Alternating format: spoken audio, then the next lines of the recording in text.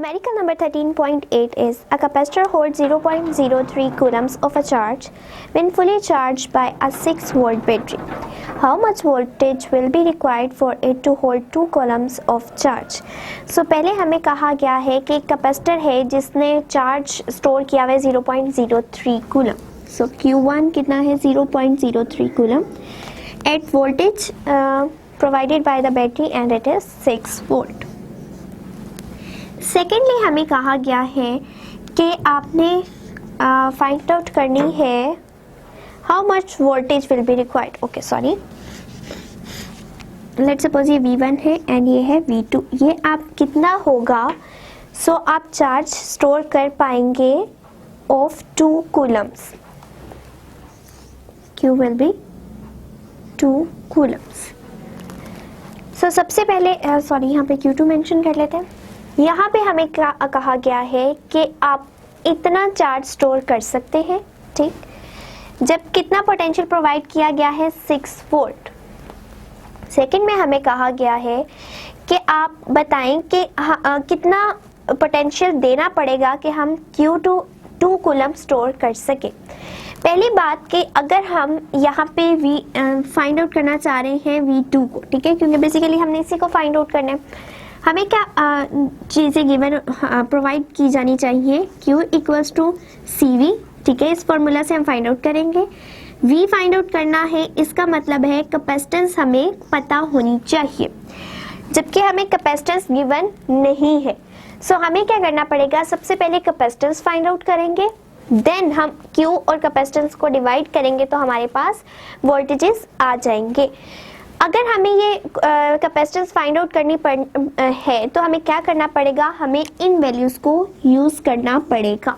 सो सबसे पहले हम क्या करेंगे, Q1 इक्वल्स टू CV1, ठीक है, क्योंकि कैपेसिटेंस दोनों केसेस के लिए सेम रहेगी इसलिए हमने इसको C ही लिखा, C1 या C2 मेंशन नहीं किया. अब हम C को पहले फाइंड आउट करते हैं. C किस तरह से आएगी, Q1 ओवर V1. Q1 की वैल्यू क्या है 0.03 डिवाइडेड बाय 6. सो हमारे पास C की वैल्यू आएगी 0.03 divided by 6. It give 5 into 10 raised to power -3 farad. सो ये हमने कैपेसिटेंस फाइंड आउट कर ली by using Q1 and V1. अब हम नेक्स्ट इसकी तरफ आते हैं कि हम V2 फाइंड आउट करेंगे, जबकि Q2 की इतनी वैल्यू है एंड कैपेसिटेंस हमारी कितनी रहेगी, उतनी ही रहेगी जितनी हम पहले कैलकुलेट कर चुके हैं. सो यहाँ पे अब हम V2 फाइंड आउट करते हैं. V2 के लिए क्या हो जाएगा, Q2 ओवर C. Q की वैल्यू है 2 कूलम, 2 डिवाइडेड बाय C की वैल्यू कितनी है 5 into 10 raised to power -3. सो हमारे पास क्या बन जाएगा, 2 divided by 5 into 10 raised to power -3. It will be 400 volt. So हमने क्या फाइंड आउट कर लिया है, पोटेंशियल फाइंड आउट कर लिया है. हमें कहा क्या गया था कि Q1 इतना है, V1 इतना है, हमने V2 फाइंड आउट करना था ताकि हम 2 कूलम का चार्ज स्टोर कर सके. देखिए अब 6 वोल्ट पे सिर्फ 0.03 कूलम चार्ज स्टोर हो रहा था, तो ऑब्वियसली 2 कूलम करने के लिए हमें उतना ज़्यादा पोटेंशियल देना पड़ेगा. तो हमने वो फाइंड आउट किया एंड उसके लिए हमें कैपेसिटेंस चाहिए थी, इसलिए हमने पहले इस चीज़ को यूज़ करके कैपेसिटेंस फाइंड आउट की एंड देन हमने वैल्यू को पुट किया एंड वी गेट 400 वोल्ट के 2 कूलम चार्ज स्टोर करने के लिए हमें 400 वोल्ट पोटेंशियल प्रोवाइड करना पड़ेगा. सो ये था हमारा 13.8 न्यूमेरिकल. नेक्स्ट मूव करते हैं 13.9 की तरफ. 13.9 and it is 2 capacitors of capacitance 6 microfarad and 12 microfarad are connected in series with 12 volt battery. Find the equivalent capacitance of the combination. Find the charge and the potential difference across each capacitor. So 2 capacitors हैं जो कि हमने series में attach किए हुए, ठीक है. सबसे पहले हम इसको यहाँ ड्रॉ कर लेते हैं. 2 कैपेसिटर्स हैं जिनको सीरीज में हमने अटैच कर दिया है. एक है 6 माइक्रोफैरेड, एक है 12 माइक्रोफैरेड. वोल्टेज हम प्रोवाइड कर रहे हैं 12 वोल्ट. 12 वोल्ट प्रोवाइड करें। सो सबसे पहले हम यहाँ क्या लिख लेते हैं, कैपेसिटर C1 6 माइक्रोफैरड, C2 है 12 माइक्रोफैरड एंड वोल्टेजेस है 12 वोल्ट। हमने फाइंड आउट करनी है इक्विवेलेंट कैपेसिटेंस, सॉरी ये कैपेसिटेंस थी एंड हमारे पास ये फाइंड आउट करनी है। नेक्स्ट हमने फाइंड आउट करना है कि कितना चार्ज इनके ऊपर आएगा ईच प्लेट पे एंड हमने फाइंड आउट करना है potential difference over each plate, we भी हमने फाइंड आउट करना है। सो सबसे पहले हम क्या देखेंगे, हम इक्विवेलेंट कैपेसिटेंस को फाइंड आउट कर लेते हैं। इक्विवेलेंट कैपेसिटेंस किस तरह से आती है, जितने भी हम कैपेसिटर्स को यूज़ कर रहे हैं जब हम उनको ऐड करते हैं तो हमारे पास इक्विवेलेंट कैपेसिटेंस आ जाती है। बट यहाँ पे हम कौन सा केस यूज़ कर रहे हैं, सीरीज़ का, तो उसके लिए हमारे पास किस तरह से इसको कैलकुलेट किया जाता है, 1/C equivalent equals to 1/C1 plus 1/C2। और यहाँ पे हम क्या करेंगे, इनको पहले बेस यूनिट में कन्वर्ट करेंगे, 10⁻⁻6 फैरेड, 12 × 10⁻⁻6 फैरेड। अब हम क्या करते हैं, वैल्यूज को पुट कर देते हैं, यानी 1/6 × 10⁻6 प्लस 1/12 × 10⁻6। सॉल्व करने से 1/6 प्लस 1/12 को मैंने सेपरेट आउट कर लिया ताकि इजीली ये सॉल्व किया जा सके। ठीक है, सो इसको हम डायरेक्टली अगर सॉल्व करें तो हमारे पास आएगा 1/6 प्लस 1/12, we get 1/4 into 1/10⁻6। सो ये क्या आ चुका है हमारे पास, इक्विवेलेंट कैपेसिटेंस। लेकिन अगर हम यहाँ पे देखें तो हमें तो C इक्विवेलेंट इस तरह से चाहिए, जबकि हमारे पास यहाँ किस फॉर्म में आ रही है, रेसिप्रोकल फॉर्म में। हम इसको चेंज कर सकते हैं, इसको हम दूसरी साइड पे ले जाते हैं तो हमारे पास ये क्या बन जाएगा, ये यहाँ डिवाइड हो रहा था, दूसरी साइड पे जाके मल्टीप्लाई हो जाएगा। अब हमें तो सिर्फ इसी की वैल्यू चाहिए, इसका मतलब है इसके साथ जो ये पूरा फैक्टर है इसको हम दूसरी साइड पे ले जाएंगे। किस तरह से कि यहाँ 4 डिवाइड हो रहे हैं, इधर आके क्या हो जाएगा, मल्टीप्लाई। ठीक है, एंड यहाँ पे 10⁻⁻6 भी डिवाइड हो रहा है, उधर जाएगा तो क्या हो जाएगा, मल्टीप्लाई। सो ये हमारा किसके इक्वल आ जाएगा, C इक्विवेलेंट के इक्वल आ जाएगा, जिसको हम C equivalent equals to 4 microfarad भी लिख सकते हैं। सो हमने क्या फाइंड आउट कर लिया है, हमने सीरीज कॉम्बिनेशन के लिए C इक्विवेलेंट फाइंड आउट कर ली है। क्या गिवन था, C1 गिवन था, C2 गिवन था, इक्विवेलेंट फाइंड आउट करनी थी। सिंपली हमने फॉर्मूला अप्लाई किया, वैल्यूज पुट करने के बाद हमारे पास आंसर आ गया 4 माइक्रोफैरड या 4 × 10⁻6 फैरड। नेक्स्ट हमें क्या फाइंड आउट करना है, चार्ज फाइंड आउट करना है, Q।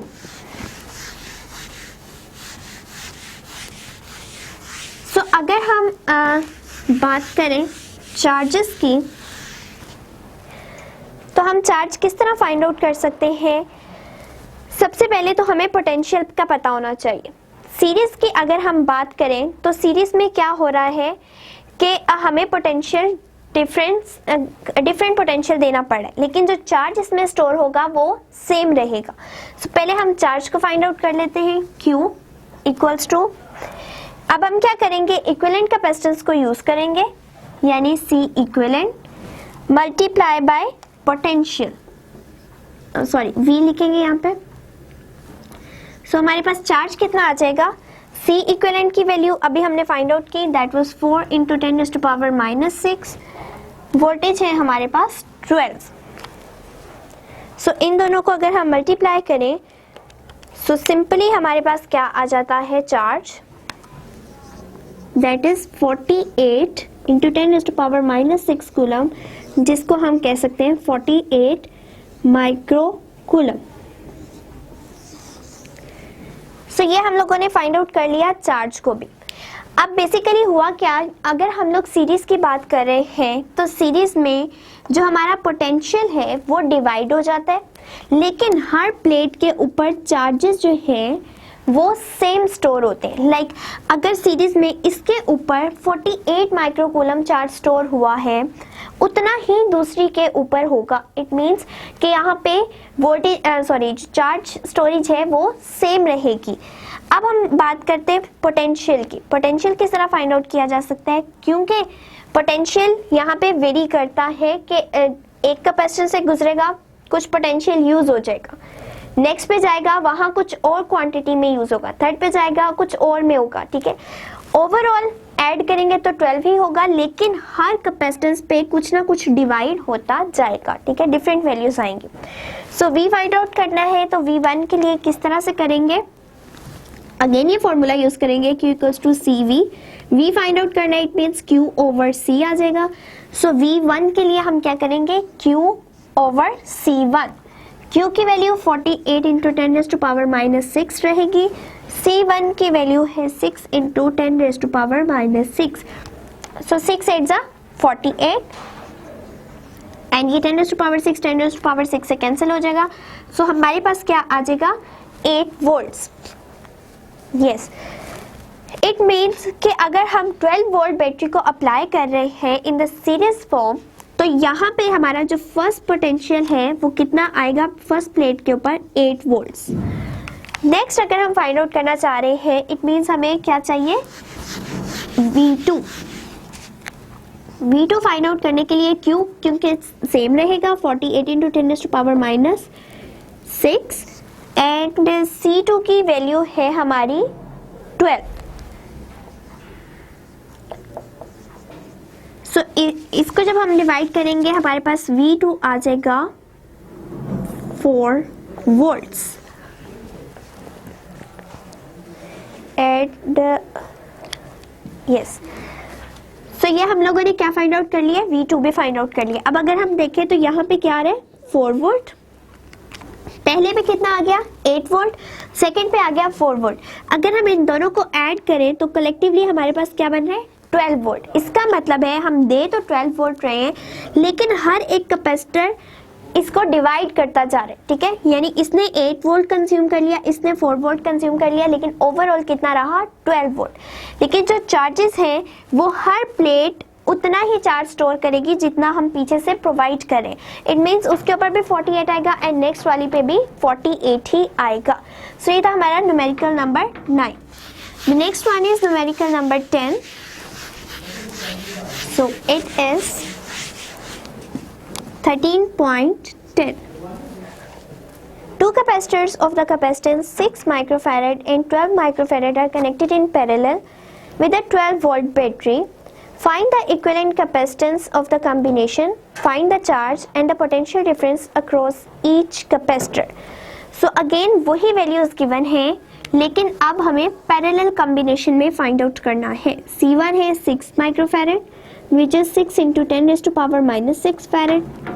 C2 है 12 microfarad which is 12 into 10 raise to power -6 farad. Voltages हम प्रोवाइड कर रहे हैं 12 वोल्ट।